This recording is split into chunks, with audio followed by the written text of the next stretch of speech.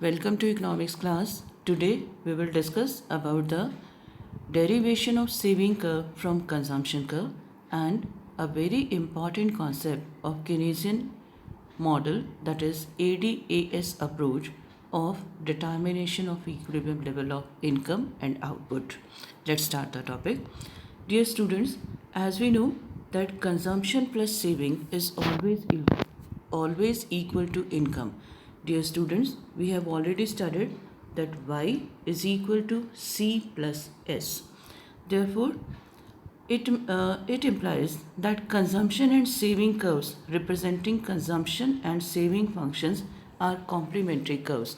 That is, from consumption curve we can find out the saving curve, and from saving curve we can find out the consumption curve. These two are complementary to each other because Y is equal to C plus S. What is saving? Saving is that part of income which is not used for consumption. Now move to the next. This is the saving curve we are going to discuss now. This is a consumption curve, and from this very consumption curve we will find out the saving curve. Dear students, first recall your memory. On y-axis this is consumption, on x-axis this is disposable income or income. The line that makes an angle of 45 degree will be the income curve, and consumption curve is starting somewhere from y-axis, indicating consumption is not zero even when income is zero. Then consumption curve is an upward rising positively sloped curve indicating positive relationship between income and consumption. That's why CC is the desired consumption curve. Now B is the break-even point. What is break-even point? Break-even point is a point where consumption level in the economy is equal to income, means Y is equal to C. When Y is equal to C, then savings will be zero. This is C bar. Clear, beta? So when income level is zero, consumption is not zero, means this is autonomous consumption. Up to point B, that is up to OR level of income, consumption is greater than income. Y is greater than C. Therefore, savings are negative, that is dis-savings. Clear? After this, income curve is above the consumption curve, indicating sorry bache, this is, yes beta,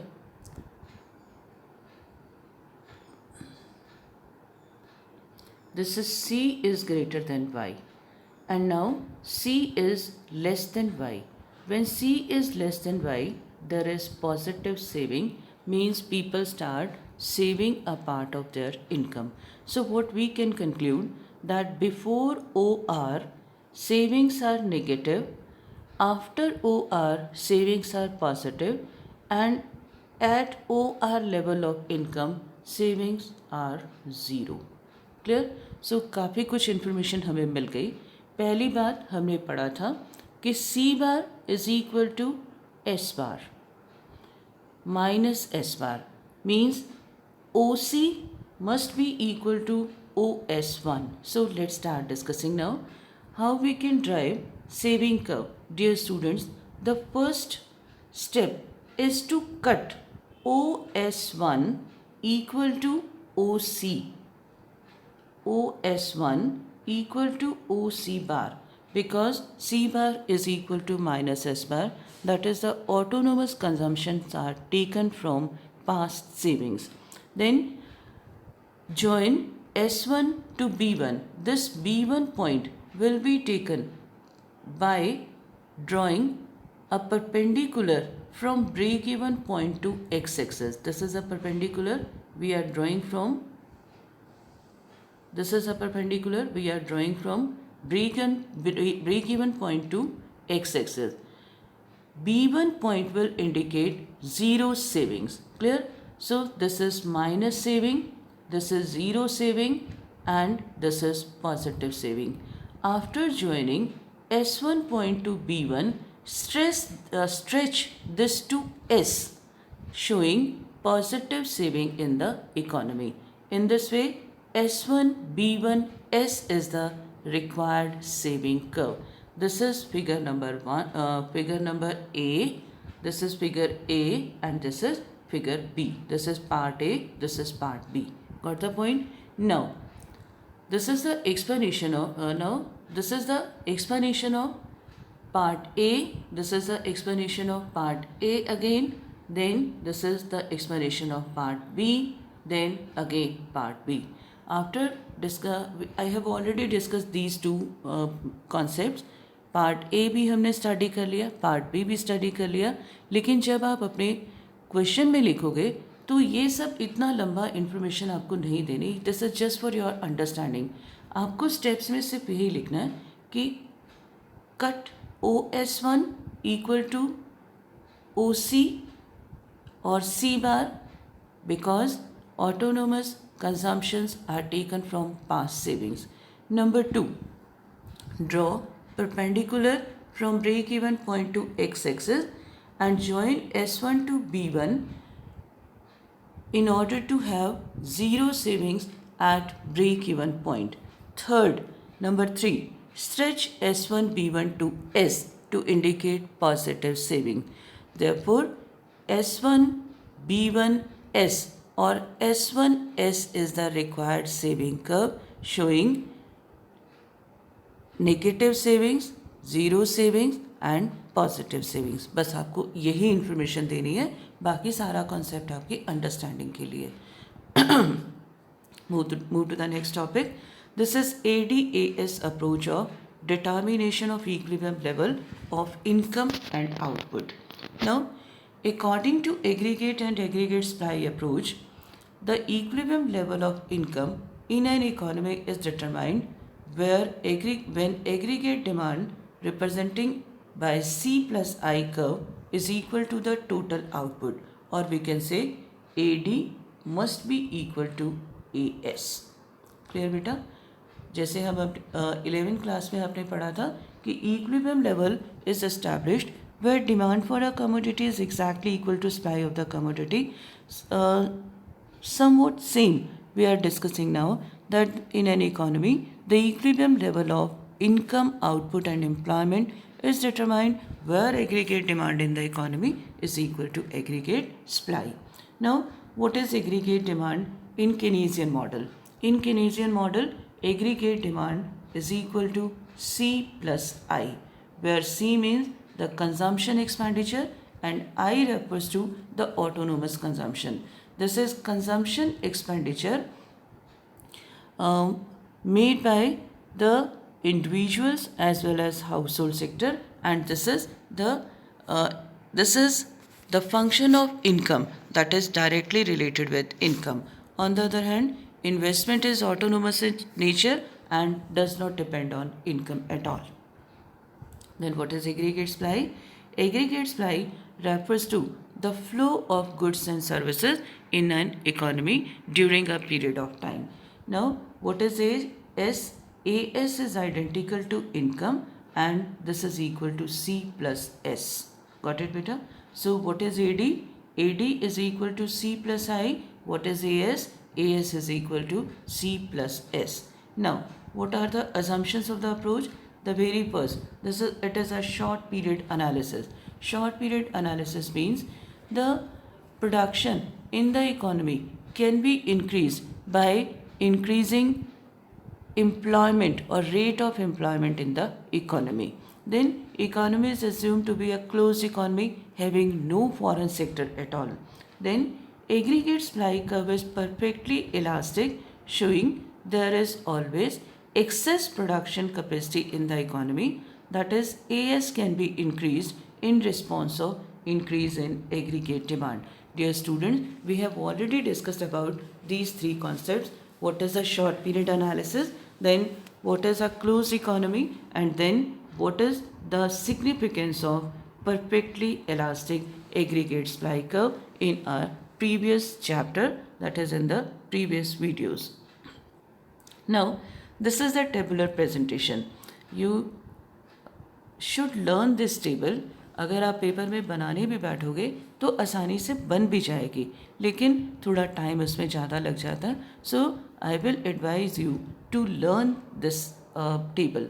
now how to learn this table? This is AS. AS is equal to Y. So start income from 0 and increase by 20 by adding up 20. 0, 20, 40, 60, 80, 100, 120 and 140. This is not difficult to keep in your mind. Started with 0 and increased by 20. Now consumption started with 30 and increased by 10. Clear? Then investment is autonomous in nature, so take it as 20 for all levels of income. As we have already studied, when income is 0, consumption is not 0 because of minimum survival level. Number 2, as income increases, consumption also increases. Now autonomous investment, this is autonomous means independent of income, that's why it remains 20 at every level of income. Now AD can be find out by adding up C and I. So 30 plus 20, 40 plus 20, so and so. So this is all about the aggregate demand. Now come to the equilibrium level. We have already discussed that equilibrium level in the economy exists when aggregate demand is equal to AS. So अगर हम अपनी first column और fourth column को compare करें तो हमें, अगर हम अपना फर्स्ट कॉलम और फोर्थ कॉलम को कंपेयर करें तो हमें यहाँ से एक लेवल नज़र आएगा जहाँ पर AD और AS दोनों बराबर हैं. हम इसको पूरे को सर्कल कर सकते हैं इस तरह से. ठीक है बच्चे? और इसके सामने हमने लिखा AD is equal to AS. Therefore, the equilibrium level of national income in the economy will be 100 crores because corresponding to this, aggregate demand in the economy is equal to aggregate supply. Got it बेटा? ये आपकी table का पहली explanation. First point means it is clear from the table that when income in the economy is 100 crores, AD is equal to AS. Therefore, the equilibrium level of national income is 100 crores. Got it बेटा? Number 2, अगर हम इस level से, equilibrium level से ऊपर चले जाएं तो आपको क्या नज़र आएगा? Aggregate demand is more than aggregate supply. AD is greater than AS. Got it बेटा? और अगर हम इसके बाद देखें, AD is less than AS. Clear? So this is all about your table. Now we will discuss what happens when AD is greater than AS. Aggregate demand means consumption.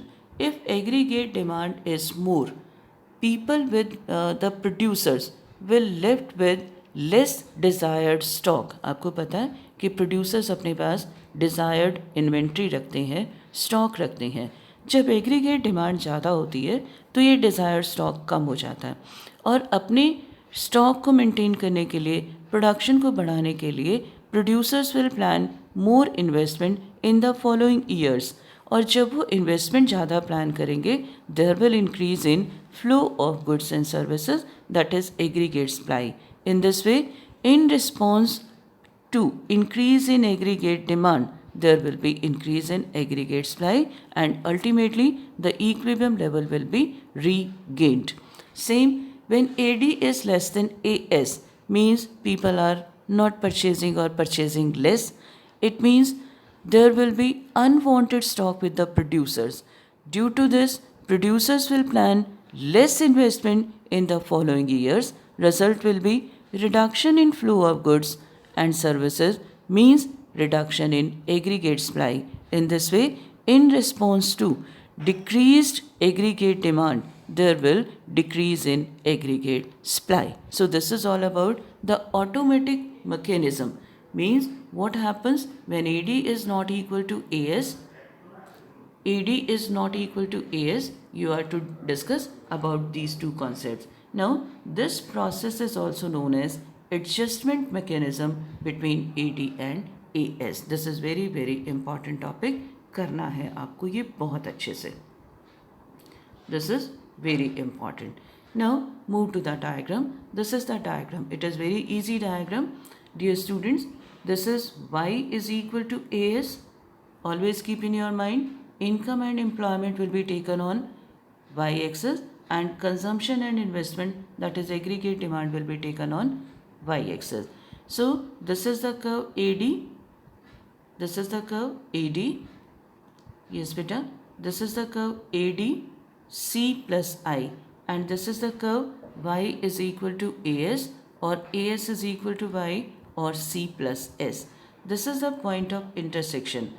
This is the point of intersection, that is the point of equilibrium, because at point E, AS and AD are equal. AS and AD are equal. Now, instead of writing saving is less than 1, saving is greater than 1, और saving is हम यहाँ पर saving 0 नहीं लिख सकते E point पर, क्योंकि ये हमारा AD और AS का है. तो मैं आपको ये सजेस्ट करूँगी कि आप ये भी नहीं लिखिए. ठीक है, इसको भी मत लिखिए. दोबारा से देखिए, यहाँ पर आपकी AD curve is above the AS curve. So हम यहाँ लिख सकते हैं AD is greater than AS. Before point E, AD is greater than AS. After point E, AD is less than AS. Clear बच्चे? जो आपकी ये लाइन आ रही है, आप लाइन के ऊपर ही लिखिए AD is greater than AS, और यहाँ लिखिए AD is less than AS. अभी हम डिस्कस करके आए, when AD is greater than AS there will increase in flow of goods. तो जो आपकी AS कर्व है, इसके साथ साथ आप एरोज बना दीजिए. ठीक है. और जब हमने डिस्कस किया when AD is less than AS there will be reduction in flow of goods and services, means fall in aggregate supply. तो दोनों तरफ से एरोज आ जाएंगे और अल्टीमेटली कहाँ आकर रुकेंगे? ई पर रुकेंगे. यहाँ पर आपको क्या याद रखना है कि जो आप वॉल्यूशन लिख रहे हो, AD is greater than AS और AD is less than AS, ये तो आप एग्रीगेट डिमांड कर्व के ऊपर ही लिखिए. ई से पहले AD ग्रेटर देन AS, ई के बाद AD लेस देन AS. और जो आपको मूवमेंट दिखानी है वो एग्रीगेट सप्लाई कर्व के साथ दिखाइए, क्योंकि in response of change in aggregate demand there is change in aggregate supply. ये आपका E point. Got the concept? So this is all about aggregate demand. Dear students, these are the questions you have to do in your fair notebooks. These are very very important questions. So dear students, you are advised to complete your notebooks properly. Stay home, stay safe. Goodbye dear students. Have a wonderful day.